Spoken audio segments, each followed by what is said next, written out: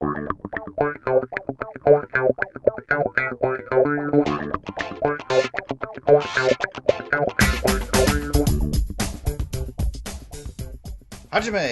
Welcome back, citizens of the Comic Book Dojo.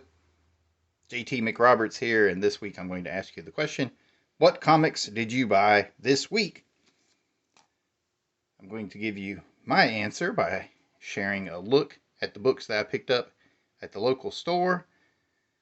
That is my friendly local comic book shop, in addition to a couple used bookstores and the secondary market online. So now I have to admit, I went to a pretty small store this week and I was looking for something specific. I wanted to pick up the new books from Frank Miller's imprint, Ronin 2, and there's another one, I forget the name of it at the moment. But they didn't have it at the store, so I wasn't able to pick that up.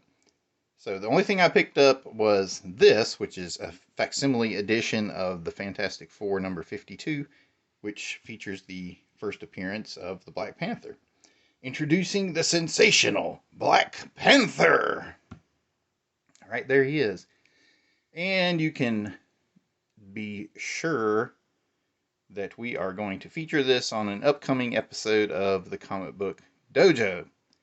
So that's going to be a lot of fun. It's always exciting to break down Jack Kirby's fight scenes and try to figure out what his thought process was behind it. Okay, so these facsimile editions are cool. I have to remember to try to keep it even for people to follow along at home.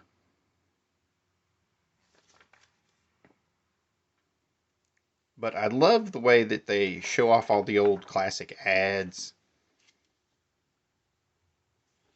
It's like a little time capsule. The Hypno Coin! Wow, wow, wow, wow. That's funny. You should hypnotize women there. Comic-Jutsu does not condone hypnotizing anyone against their will. Okay, there you go. Flex Mentallo appearance there. So we're looking for people who like to draw. And the guy at the shop threw this in the bag. DC Connect. Soliciting comics on sale February 2023. Flip it open. Take a look at what's inside. Has a breakdown of the latest big time DC storyline. 2023 is the dawn of DC. Okay, so there you go. I always enjoy these preview type books, you know, whether it was previews for Diamond or just something from the publisher like this. It's fun to see what they have in mind, and also to take a look at them a few years down the road, and it becomes a bit of a time capsule almost. Action Comics 1052, Metallo Attacks. Now, I have been buying Action Comics because they had a really cool Mongol story, and I think that's a pretty fun Superman villain, courtesy of Jim Starlin, one of our favorites here in the Comic Book Dojo. Lazarus Planet Omega 1. I have no idea what that's about, but it sounds kind of cool. Got Inferno 5, Red Room Free Comic Book Day issue, which I completely missed at the store. Found some Darwin Cook when he did some work on Before Watchmen. You know, I pretty much skipped all of the Before Watchmen stuff. I love the story of Watchmen, and believe it or not, I actually love the movie, and I think the HBO TV series was actually kind of cool as a follow-up. Now, that's a whole nother story on how much of that we agree with, but just as a fan, I thought it was really, really neat. I thought it paid good homage, and also respectfully, for the most part, followed up on the story of Watchmen. Again, this wasn't in the bargain box, but I found it on the shelf. Casanova Avaricia by Matt Faction and Gabriel Ba. According to Jeff Clock, Casanova is the greatest comic book of all time, which is pretty cool. Everything ends, even you. I don't necessarily agree with that. I think Grant Morrison's The Invisibles is the greatest comic book of all time. I'm sure there are some people that would say it was Watchmen or The Dark Knight Returns or something to that effect. I also found a nice collection of Marvel Comics The Nom, written by Larry Hama and drawn by the great Michael Golden. I remember seeing this on the shelf, and the problem at the time was just as a kid, I didn't want to read about Vietnam. It just was not an attractive subject to me. I think this probably would have been better served as like a direct market book, and it probably would have lasted longer than it did, though it did have a pretty decent run. Michael Golden work. Brilliant stuff. So this was actually relatively cheap on the shelf. So I got it for a good price. It's not super collectible, mind you, but definitely of value to anyone that is interested in comic books or the art of storytelling through sequential illustration. Got these out of the Bargain Magazine box. Apparently there's somebody out there with a back issue subscription, and they just they're clearing out their stock, getting rid of a few issues here and there. This is the Starman issue. I was always a big fan of James Robinson's Starman in the 90s. I thought it was one of the kind of hidden great little superhero stories of that time period. Tony Harris's art on it was fantastic. It was moody, but the storytelling was clear, solid. Oh, this is nice. This is Michael Kaluta covers there, I do believe. Yes. I'm just flipping through this, so my surprise is going to be genuine as we look at these. This was the late 80s Starman revival. Yeah, a lot of creators have taken some swings at that character. Here's Star Jammers from the all-new, all-different X-Men, created by Dave Cockrum. The look of it, at least. Haven't read the articles yet, but one man's trash is another man's treasure. I absolutely love going through these back issue stories and finding out the motivations behind some of our favorite storylines in superhero comics over the years. Another back issue magazine that I found in the box as well. The All Jerks issue. Interesting theme. Though it fits into our recent timeline here on Earth Prime, or whatever you want to call this. Also features Namor in the Bronze Age. So there you go. Wakanda Forever fans. Well, it's not Namor. This was Namor. It's a different character, but Scion of the Deep or Royal Pain. A little bit of both, depending on who is doing the story.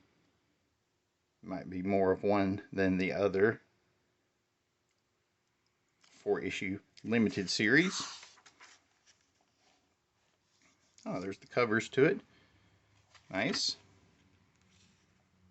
Rich Buckler's original cover art for the first issue. Oops, get the glare off of there. Sorry about that. Atlantis Attacks. Now that's a fun series. I actually stacked that up as a possible superhero spotlight episode, Atlantis Attacks.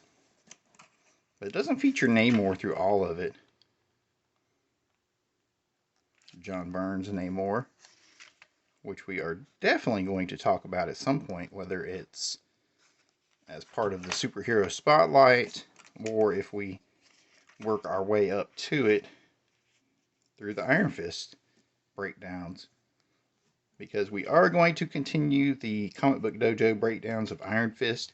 We're going to jump around to a couple different places, but the John Byrne run on that will definitely be featured, as well as the one-off side story in Marvel Team Up. If you know what I'm talking about, then you know what I'm talking about. Anyway, so again, bargain box there for these back issue magazines. I highly recommend these for people that are fans of just the history of comic books, as well as the superheroes themselves. And if you have questions about their creation or just the circumstances around their publishing, back issue fills that in a lot. They find out the truth behind a lot of these characters and a lot of your favorite comic book series over the years. And I like that they break them down by theme. That's something I like to do when I'm creating my media. Hence why all of the comic books in this particular video fall under the category of what comics did you buy this week, because we just bought all this stuff. But these were all part of my bargain bin discoveries. Yeah, I'm not quite like I used to be, where I would go and just buy a stack of independent books just because they were independent. There are some weeks where I'm just like, I'm not going to throw an extra 20 to 30 bucks away just to support an unknown book. But if it accomplishes the task of catching my eye and my interest, then yeah, I'll buy it. But I'm not going to buy it just because. I'm going to buy it like I would do anything else. It caught my interest, and I want to see the end result of it.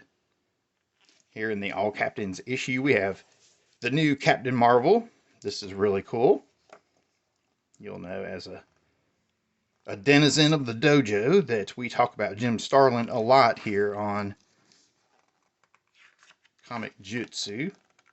This is great stuff.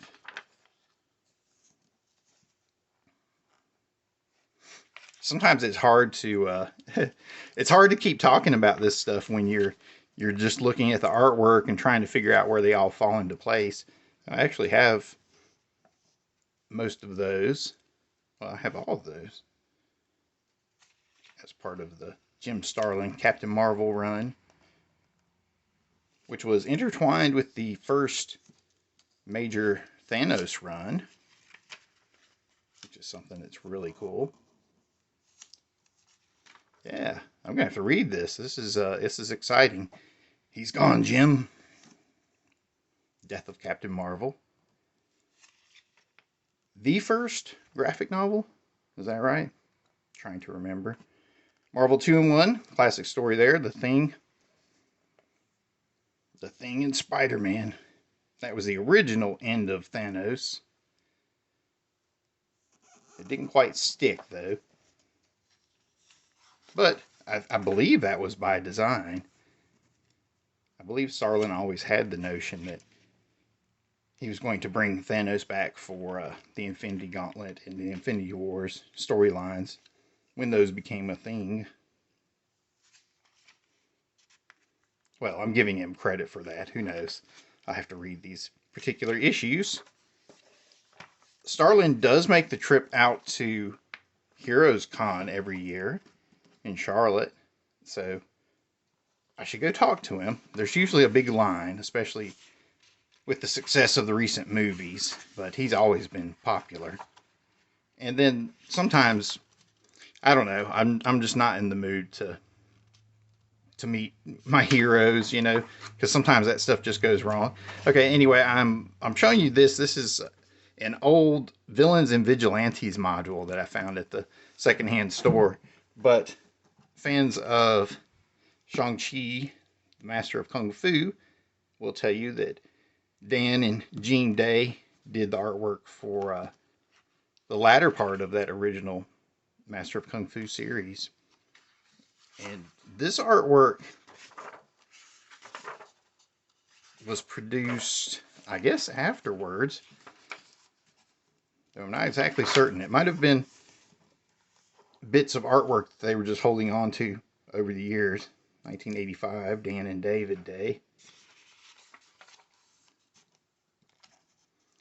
Yeah, sadly, Gene passed away.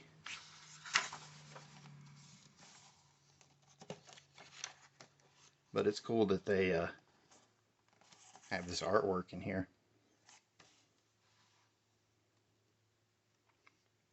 Dan and David. Okay, so there's no Gene pieces, but definitely all Dan and David, which means they did it quite some time after. This was all drawn and published quite some time after the end of Master of Kung Fu.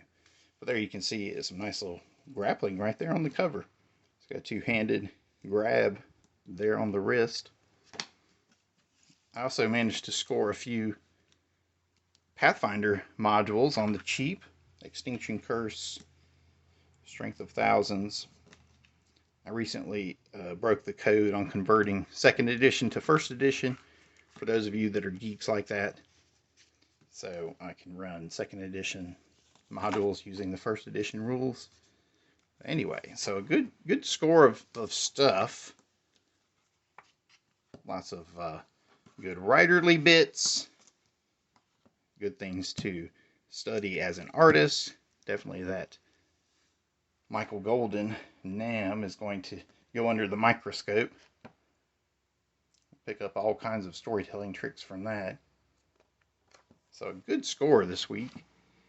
In terms of just the entertainment I devour, Casanova is definitely near the top of that list. Also, Darwin cookbooks. Look forward to studying that. Man, what a cartoonist. See the comedian there on the cover. That's great.